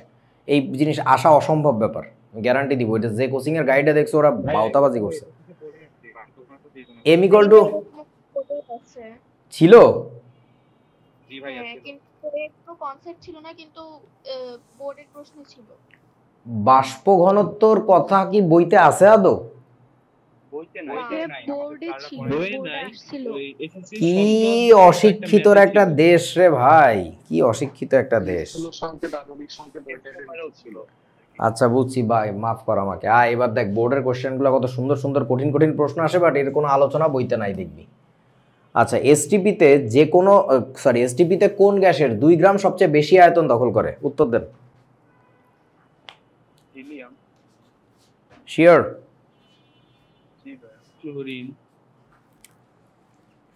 কিভাবে ভাবতে হবে একটু দেখেন। এসটিপিতে মানে মোট কথা একই তাপমাত্রা চাপ, তাই তো? সবগুলো গ্যাসকে আমরা একই টেম্পারেচারে একই প্রেসারে রাখছি। সবগুলো গ্যাসেরই আমরা কতটুকু নিছি? 2 গ্রাম। আচ্ছা এরকম বাংলায় গ্রাম লেখার নিয়ম না, এটা আমাদের বোর্ডের বলদেরা লেখে আর কি। সবচেয়ে বেশি আয়তন দখল করে। এখন আমাকে একটা কথা বলেন তো, আমরা একটু আগে শিখছিলাম না ভি সমানুপাতিক কি? ছোট হাতের এন। যদি আমাদের কি কনস্ট্যান্ট থাকে? টেম্পারেচার আর প্রেশার। তো সবগুলো গ্যাসের তো একই টেম্পারেচার প্রেশারেই রাখছে। এর পরের লাইনে আমি কি বলতে পারি, ভি সমানুপাতিক হচ্ছে W/m। এবার দেখো এই বস্তুটাও কিন্তু কনস্ট্যান্ট, ভর, সবগুলা গ্যাসেরই ভর একই নিছে। তার মানে কি বলা যায় এমটা যার ছোট হবে ভিটা তার বড় হবে। জি ভাইয়া। হয়ে গেছে তো? তার মানে মোলার ভর খেয়াল করো এবার। অক্সিজেনের আণবিক ভর বা মোলার ভর যেটাই বলো সেটা হচ্ছে কত, 32। ক্লোরিনের কত বলেন তো, 71। হিলিয়ামের কত, 4। নাইট্রোজেনের কত মনে আছে, 28। তাহলে এবার আমাকে বলেন আণবিক ভর সবচেয়ে কম কার? আণবিক ভর সবচেয়ে কম হিলিয়ামের। তার মানে হিলিয়ামের আয়তনটা সবচেয়ে বেশি হবে, যে বেশি আয়তন দখল করবে কি, হিলিয়াম। বন্ধুগণ বুঝছো আমার কথা? জি ভাইয়া। बहुत ही मजेदार कॉन्सेप्ट है। আচ্ছা, একই প্রশ্ন, এসটিপিতে কোন গ্যাসের 1 গ্রাম, কোন গ্যাসের না রে, কোন গ্যাসের, এই ডাটা স্ক্রিনশট মাত্র কেউ ক্লাসের পরে আমার ছবি তুলে পাঠাইছে, এখানে কোনো হবে না, এটা কোন গ্যাসের হবে। জি ভাইয়া পাঠা দিতে। আচ্ছা, কোন গ্যাসের 1 গ্রাম সবচেয়ে বেশি আয়তন দখল করবে? আগের অঙ্কে ছিল কি 2 গ্রাম, এবার কি দিছে 1 গ্রাম, একই তো কথা। কোন গ্যাস বলেন? হাইড্রোজেন। হাইড্রোজেন। আচ্ছা, তারপরে কি করিব, এসটিপিতে নিচের কোন গ্যাসের 1 মিলিলিটার, এগুলো হচ্ছে গর্দবের বাচ্চারা প্রশ্ন করে, তো আমি আর কি গালি দিব। এইভাবে লেখার নিয়ম না, বিজ্ঞানের ছাত্রছাত্রীরা এইভাবে লিখতে পারবে না, খবরদার। তোমাদের সামনে এইগুলো বলতেছি, তোমরা যেন খবরদার লিখো না, এটা লেখার নিয়ম 1 মিলিলিটার। বিজ্ঞান পড়ার সময় এভাবে বাংলায় ছাতুর পাতুর লিখতে হয় না আর কি, পড়ার ডিম। বিরক্ত লাগে দেখতে। মানে এটা দেখলে মানে কোন বস্তি থেকে এগুলো পড়ে এসে এটা টিচার হয়েছে আমি জানি না আসলে। ঠিক বাংলাদেশের বিজ্ঞানের শিক্ষক এক একজন প্রফেসর না হলে তো প্রশ্ন করা যায় না বোর্ডের। মানে কোনো স্ট্যান্ডার্ড নাই। স্ট্যান্ডার্ড বুঝোস, একটা রুচিবোধ আছে না, এদের কোনো স্ট্যান্ডার্ড নাই। বোর্ডের কোশ্চেন করতে বসে গেছে এক একজন। তোরাও মাস্টার হবি কোনোদিন, তোরাও বিভিন্ন বড় বড় অফিসার হবি, সরকারি বেসরকারি। মানে তোদের যদি এইসব দেখি রে, জুতাটা হাতে নিয়ে দৌড়ায় চলে যাবো, যে ওর সরো, তোমরা যারা সার বলাইতেছো ওকে আমার কাছে একটু পাঠাও। এসটিপিতে নিচের কোন গ্যাসের 1 মিলিলিটারের ভর কম বলেন? কি হবে, কিভাবে করব? ডাইঅক্সাইড। আবারও চিন্তা করো, ভি সমানুপাতিক কি লিখছিলাম, ছোট হাতের এন। তার মানে কি বলা যাবে, ভি সমানুপাতিক বলেন W/m। এখন দেখো খেয়াল করে, এইবার আমাদের কোন জিনিসটা কনস্ট্যান্ট বলেন তো? এই তিনটা রাশির মধ্যে কোনটা কনস্ট্যান্ট? আয়তনটা কনস্ট্যান্ট, সবারই 1 মিলিলিটার নিচ্ছে। তাহলে ভলিউমটা যদি কনস্ট্যান্ট করে দেই, তাহলে আমরা এখানে কি বলতে পারি, এমটাকে বামে টানলে এম সাথে আছে কোন একটা কনস্ট্যান্ট সমানুপাতিক কি, W। সো এখানে আমাদের বলতেছে কোন গ্যাসের 1 মিলিলিটারের ভর কম, যেটার আণবিক ভর কম সেটারই তো কি হবে, ভরও কম হবে। বোঝো নাই আমার কথা বন্ধু? তাহলে বলো আণবিক ভর কোনটার কম, কোনটার কম? নাইট্রোজেনের না? এই তো এটারই আনসার। টেকনোলজিটা বুঝছো তো, পুরোপুরি ম্যাথমেটিক্যালি অ্যানালাইজ করে এভাবে করা যায় আর কি। আচ্ছা, তারপরে চলো, এই অঙ্কটা ভুল আছে, ভুলটাই সঠিক করে দিছি আমরা আর কি, মানে বোর্ডের প্রশ্নের ল্যাঙ্গুয়েজ ভুল। একই তাপমাত্রা ও চাপে সমপরিমাণ, মানে ভর যদি সমান হয়, এবিসি গ্যাস পৃথকভাবে সম আয়তনে রক্ষিত আছে। মানে এখানে সব সমান করে দিয়ে তো ঝামেলা। আসল কথাটা কি হবে, এই যে দেখো এই প্রশ্নে একই তাপমাত্রা ও চাপে সমপরিমাণের স্থলে কি হবে, একই তাপমাত্রা সমপরিমাণ, মানে চাপের রিলেশন বাইর করতে বলছে না, বুঝা না? চাপ কোনটা বড় কোনটা ছোট, তো এইটা বাইর করতে যায় যদি এখানে বলে একই তাপমাত্রা ও চাপে, চাপ যদি এই জায়গায় আবার লাগায় তাহলে কেমনে হয় অঙ্কটা? তোরা কি বুঝিস না আমার কথা? তাহলে তো অ্যানসার এ, চোখ বন্ধ করে আছে। মানে এখানে ওই কথাটা বলারই কথা না, বলার কথা কি একই তাপমাত্রায় সমপরিমাণ, মানে এই চাপের কথাটা বলা যাবে না। যাই হোক, পড়ো এবার। একই তাপমাত্রায় সমপরিমাণ, সমপরিমাণ মানে ভর একই, A B O C gas পৃথকভাবে সম আয়তনে রক্ষিত আছে। মানে তিনটা পাত্রের আয়তন একই, তিনটা পাত্রের আয়তন একই। এটার মধ্যে এ গ্যাস, এটার মধ্যে বি গ্যাস, এটার মধ্যে সি গ্যাস। তারপরে কি বলছে, একই তাপমাত্রা, তিনটারই টেম্পারেচার সেম, সমপরিমাণ ভর, মানে এটারও ভর W, এটারও ভর W, এটারও ভর W, পৃথকভাবে রক্ষিত আছে। এম এটা বড়, এইটার আণবিক ভর সবচেয়ে বেশি, তাহলে এম এ সবচেয়ে বড়। তারপরে কোনটা, এম সি, এটা হচ্ছে মাঝারি। মাঝারি বাংলায় লিখলাম MC, আর MB যেটা, এটা কি সবচেয়ে বলেন ছোট আণবিক ভর। এবার বলতেছে তাহলে কোনটা সঠিক, একটা জিনিস একটু ভাবো তো,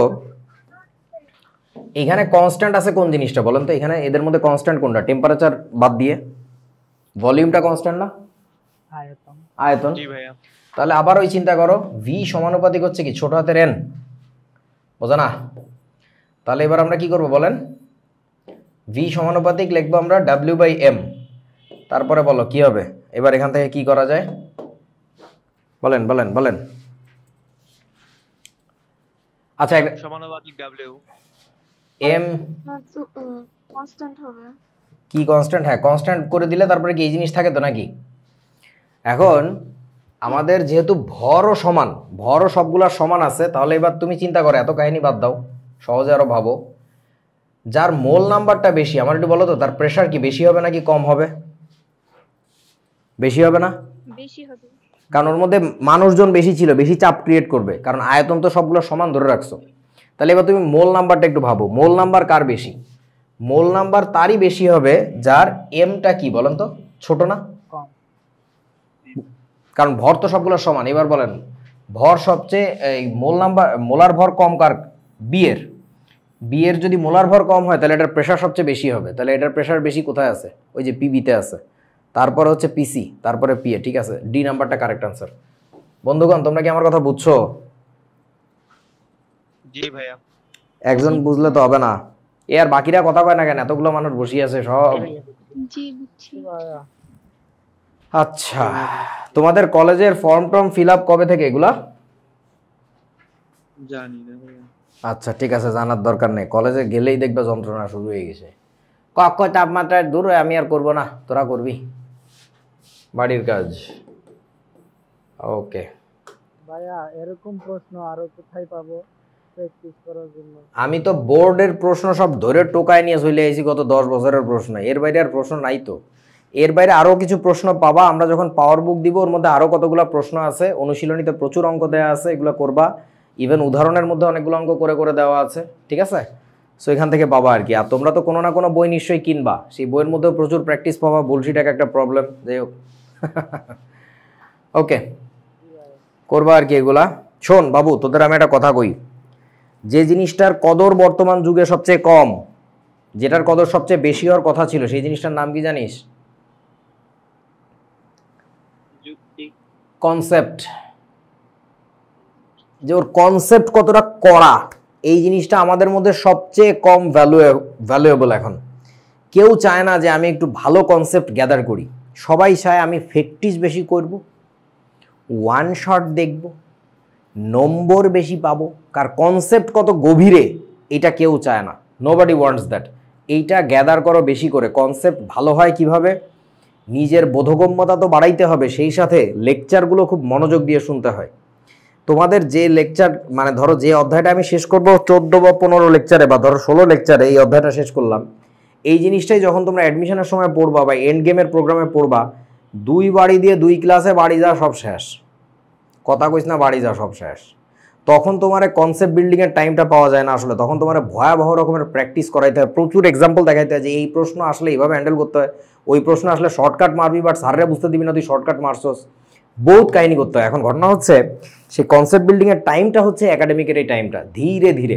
তোমরা একটা শব্দ শুনছো, স্লো পয়জনিং? জি ভাইয়া। এই একাডেমিকের টাইমটা হচ্ছে স্লো পয়জনিংয়ের টাইম।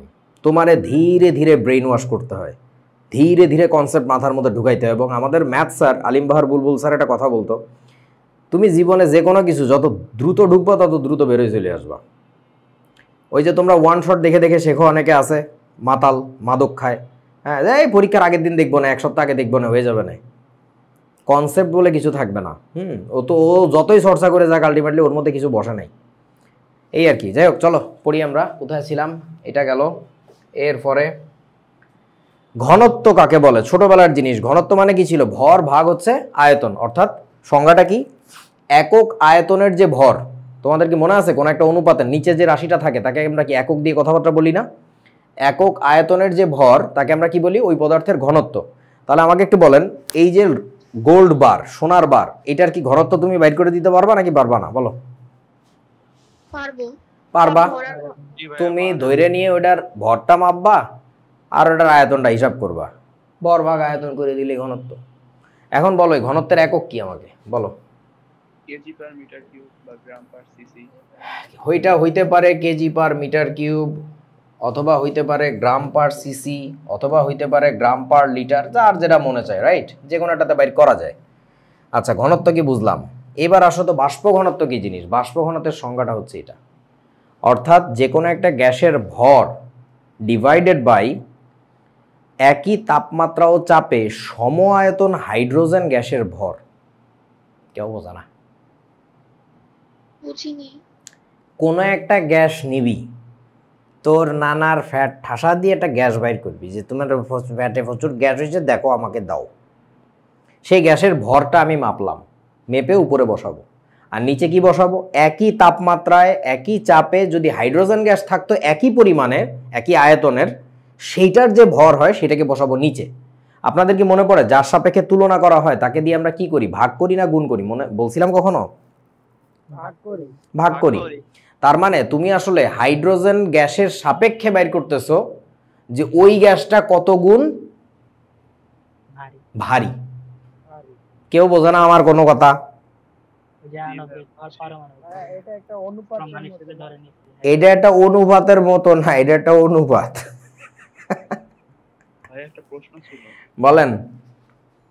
এখানে হাইড্রোজেনই কেন নেওয়া হলো, অন্য কোনো গ্যাস নেওয়া হলো না? তা তো আমি করতে পারি নে, আমাকে আগে সংজ্ঞাটা শিখাতে দাও। তোমরা কি শিখিছো? ব্যাপারটা বুঝিছো? জি ভাইয়া। অর্থাৎ বাষ্প ঘনত্ব আসলে কি বুঝায়? বাষ্প ঘনত্ব বুঝায় যে কোনো একটা গ্যাস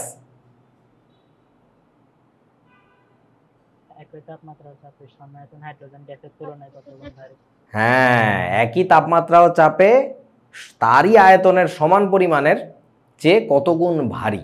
আচ্ছা ধর ব্যাপারটা এরকম, তোরা আমাকে একটা কথা বলতো, তোরা যারা আছিস তোদের তুলনায় আমি যদি পাহাড়ি কোনো একটা ছেলেকে নেই, আমি জানি না তোরা পাহাড়ি কোনো মানুষকে সামনাসামনি দেখছিস কিনা, তাদের স্বাস্থ্য শরীর আরো অনেক শক্তপোক্ত হয় নাকি আরো কোনটা শক্তপোক্ত হয়? আচ্ছা তাহলে ধর আমার নর্মাল যে বলদ পোলাপাইন আউ মানে তোরা যারা আছিস আমার মতো, তাদের শরীরের একটা অংশ যদি আমি কাইটে নেই, হ্যাঁ ধর রাকিবের শরীরের একটা অংশ আমি কেটে নিলাম, ওর মাংসগুলা যেমন ল্যালবেলে ল্যালবেলে আমার মতো নরম নরম, তুই একটা পাহাড়ি ছেলের একটু মাংস কেটে নিয়ে দেখতো পাথরের মতো শক্ত। তো তাহলে আমরা একজনের সাপেক্ষে আসলে আরেকজনকে হিসাব করতেছি এর চেয়েও কত গুণ ভারী।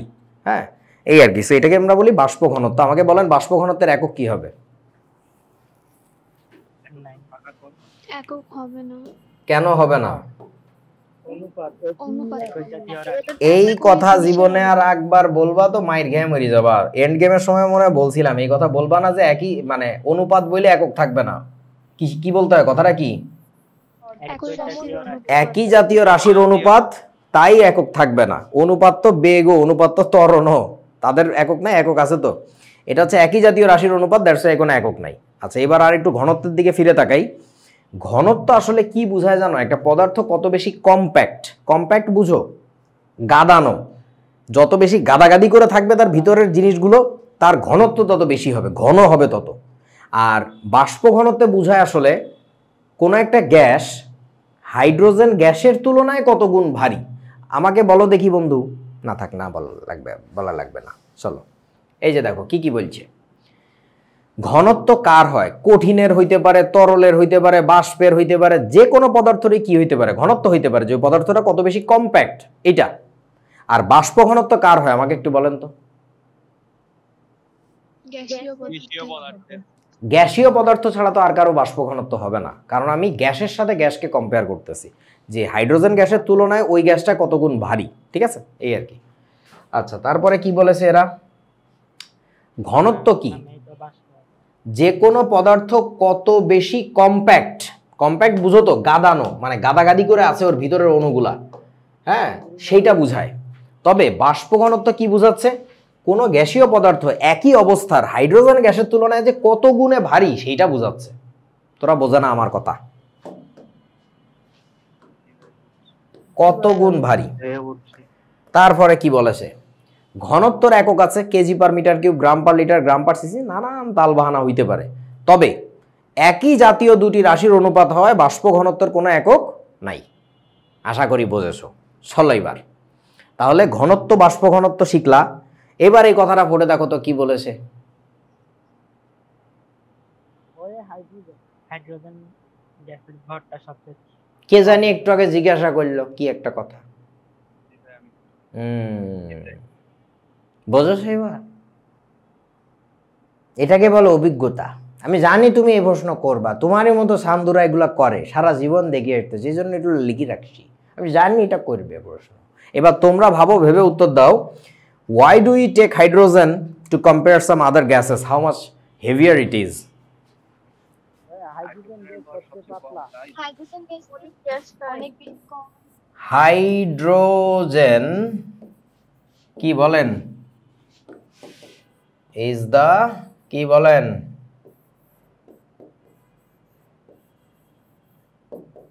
কি বলেন?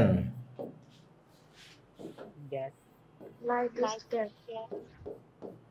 সবচেয়ে পাতলাটাকে দিয়ে হিসাব করলেই আমাদের বাকিগুলো বুঝতে সহজ হয়।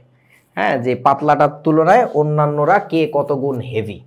তোমরা কি বোঝেছো আমার কথা বন্ধু? দ্যাটস ওয়াই হাইড্রোজেনকে নেওয়া হয়। ধন্যবাদ। ওকে, এই অঙ্কটা করো। বলো, একটি দুর্গন্ধযুক্ত দাহ্য গ্যাসের বাষ্প ঘনত্ব 8 হইলে সেটা কোন গ্যাস? দুর্গন্ধযুক্ত দাহ্য বাষ্প গ্যাস, গ্যাসের বাষ্প ঘনত্ব বলো। বাষ্প ঘনত্ব যদি 8 হয় তাহলে আমরা এখান থেকে কি পাচ্ছি? m = 2d না? তাহলে বলেন তো 2 × বাষ্প ঘনত্ব 8, তার মানে কত হবে এটা? 16। এখন ভাবো যে এই যে আণবিক ভর 16 কার বলো? এই ছাগলের দর, সালফার কি তোর বেটা? সালফারের আণবিক ভর তো 32, এক নাম্বার কথা। আর সালফার হচ্ছে তোর মানে গ্যাস না তো, সালফার তো কঠিন পদার্থ। অক্সিজেনের পারমাণবিক ভর 16। তোরা কি সব আবল তাবল বলো, যেটা বেটা মিথেন। তুই তো বলবি, বাকি গরুরা কেন অক্সিজেন অক্সিজেন বলতেছিল? তোদেরকে আমি বলছিলাম একটা কথা মনে আছে 1 থেকে 30 পর্যন্ত মৌল পড়ানোর সময়, যে এই জিনিসগুলোর ভুলের কারণে যে কোনটা যে পারমাণবিক ভর আর কোনটা যে আণবিক ভর, কনসেপ্ট ঠিক আছে বাট অঙ্কে নাম্বার পায় না কেন? ওই ছোটখাটো পারমাণবিক ভর আণবিক ভর লিখতে যায় ঝামেলা করে ফেলছে। প্রমাণ পাচ্ছেন? অঙ্ক তো এখনো শুরুই হয় না রে বাবা। পরিমাণগত রসায়নের অঙ্ক পড়লে ঠেলা বাইর হয়ে যাবে, দেখবা যে কেমিস্ট্রি কারে কয়। সো তখন দেখবা যে এত বড় বড় এত কঠিন কঠিন অঙ্ক তুমি কনসেপচুয়ালি পারফেক্ট, বাট মানগুলো সব বসাইছো উল্টা পুল্টা। হ্যাঁ, তো ওই কাজ যেন কইরো না আর কি। 1 থেকে 30 পর্যন্ত মৌলের এই বুঝছিস আমার কথা? অঙ্কটা কি করছি আমি? আচ্ছা, তারপরে কি বলেছে? বয়েল চার্লস অ্যাভোগাড্রোর সমন্বয় সূত্র লাগবে এখন আমাদের। আগের দিন কি করেছিলাম বলো তো? ডোনাল্ড ট্রাম্প রে বানানোর সময় কারে কারে কম্বাইন করছিলাম? মোদি আর ডোনাল্ড। ডাউনলোড ড্রামার গদি। বললাম কোন কোন সূত্র রে কম্বাইন করছিলাম, তোরা এগুলা কি বলতেছস? বয়েলের সূত্র আর চার্লসের সূত্র। বয়েলের সূত্র, চার্লসের সূত্র। আজকে তিনোটারে এক জায়গা করে ফেলবো, বয়েল, চার্লস আর অ্যাভোগাড্রো।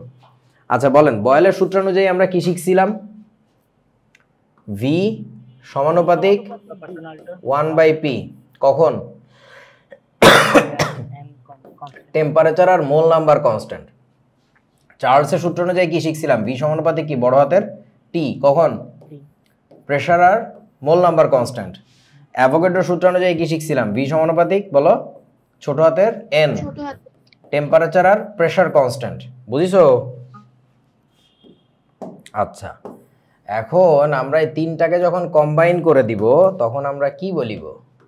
আমরা বলিব সমন্বিতভাবে, কম্বাইনলি, সমন্বিতভাবে।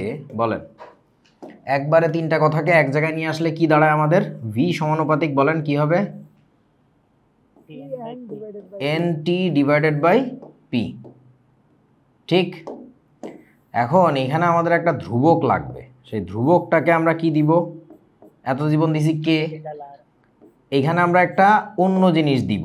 কেন এটা দিছি এটার উত্তর পরে ভাবা আস্তে আস্তে। মানে আগে কি সারা জীবন একটা ধ্রুবক আনতে গেলে কে দিয়ে বসাই দিছি না? আদর্শ গ্যাসীয়। আরে হইলো রে, বলদের দল সব মুখস্থ করতেছে। আগে তোর যতবার কনস্ট্যান্ট লাগছে একটা কিছু একটা বসাই দিছস না ইচ্ছা মতো, কে নামক কোন একটা কনস্ট্যান্ট বসাইলাম, বসাইছি কিনা? এখন এখানে একটা স্পেশাল কনস্ট্যান্ট আর বসাইছি, তার কারণটা কি পরে বুঝবো আস্তে আস্তে। আর এটা একটা বিশাল প্রশ্ন, মানে এটা শুধু মুখস্থ করলে হবে না যে ওই ভাইয়ারে দেখছি বা এই বইতে দেখছি আর বসায় তাই বসায়, মানে কেন যে আর বসায় বা অন্য কিছু কেন না, এটা একটা মজার প্রশ্ন আর কি। যাই হোক, আসো এখন ঘটনা হচ্ছে তাহলে এই সূত্রটাকে একটু মানুষ করলে আমাদের কি দাঁড়ায়, পিটাকে বামে টান দাও, তাহলে কি থাকবে, পিভি ইকুয়াল টু ডান পাশে কি হয়, এন আর টি, যেটা তোমরা নবম দশম শ্রেণীতে সম্ভবত দেখেছিলে, মনে পড়ে? That's your PV equals nRT. যেখানে আর এর পরিচয় কি আমাকে বলেন দেখি, আর এর পরিচয় কি? আন্তর্জাতিক গ্যাসীয় ধ্রুবক। আন্তর্জাতিক গ্যাসীয় ধ্রুবক, ইন্না লিল্লাহি ওয়া ইন্না ইলাইহি। হ্যাঁ ওরে অশিক্ষিত রে, এটা হচ্ছে আদর্শ গ্যাস ধ্রুবক, আন্তর্জাতিক গ্যাস ধ্রুবক। আচ্ছা, এর আরো একটা নাম আছে, বলেন কি জানেন না কেউ? আচ্ছা, ওই নামটা তোমরা দেখো নাই, এটার আরেকটা নাম হচ্ছে, এইটাকে বলে হচ্ছে মোলার গ্যাস ধ্রুবক। হ্যাঁ, এটাকে বলা হচ্ছে মোলার গ্যাস ধ্রুবক। সো জিনিসটা কি আস্তে আস্তে আমরা শিখবো, আপাতত নাম দুইটা শিখলাম। এবার একটা কথা আছে আমার তোমাদের কাছে, বয়েলের সূত্রের প্রমাণ না মানে বয়েলের সূত্র দেখছিলাম, তখন আমাদের একটা ধ্রুবক দরকার ছিল, আমরা কি বসাই দিছিলাম? চার্লসের সূত্রে একটা ধ্রুবক দরকার ছিল, আমরা একটা ধ্রুবক কে বসাই দিয়েছিলাম। We didn't actually think about it, we didn't actually talk about it. আরে হইলো কোন একটা ধ্রুবক। এবার তুমি এত কেন চিন্তা ভাবনা করে একটা ধ্রুবক বসাইলা যে ওটাকে আর দিয়েই প্রকাশ করা লাগবে? ওটা যে কোনো আরবিট্রারি কনস্ট্যান্ট না। আরবিট্রারি কনস্ট্যান্ট বুঝো, মানে ধরে নেওয়া, এটা ধর এটা আছে এরকম, এটার বলে আরবিট্রারি, মানে ধরে নেওয়া আর কি। এখানে কেন স্পেসিফিক একটা কনস্ট্যান্ট ইউজ করা হলো আর? Do you know the answer? Why did you do so? বলেন। শুধুমাত্র গ্যাসের জন্য ব্যবহার হয় এই জন্য। কেন আব্বা, বয়েলের সূত্র চার্লসের সূত্র তো শুধুমাত্র গ্যাসের জন্য ব্যবহার হয়। ক্লাসের মাঝপথে কেটা জানি ঢুকতেছে আবার নতুন করি, কি অদ্ভুত পৃথিবী। বলো বলো বলো, কেন এখানে why do you use a special kind of constant? মানে what is so special about this? ভাবো। সঠিক মান পাওয়া যায়। আদর্শ মান আছে একটা। আদর্শ মান, সঠিক মান। হ্যাঁ বলো কি? আজকে উত্তরটা না বলেন, আমরা একটু চিন্তা ভাবনা করি। ও তোমরা চিন্তা ভাবনা, তোমাদের এখনকার ভোলা ভাইনের চিন্তা ভাবনা দেখলে আমার যে কিলাইতেরা মন চায়। তোমরা যাইয়ে দৌড় দিয়ে চ্যাট জিপিটি মারবা, গুগল মারবা, কি যে একটা বেড়াছাড়া অবস্থা। তোদের চিন্তা ভাবনার কোনো তাল বেতাল ভাই না, নিজেরা কিছু ভাবে না, সব দৌড় দিয়ে যায় চ্যাট জিপিটি, বলদ কোথাকার। আচ্ছা ঠিক আছে, তোমরা ভাবো, তাহলে আগামী দিন এগুলো নিয়ে আলোচনা হবে। তাহলে আমাদের এবার দেখো,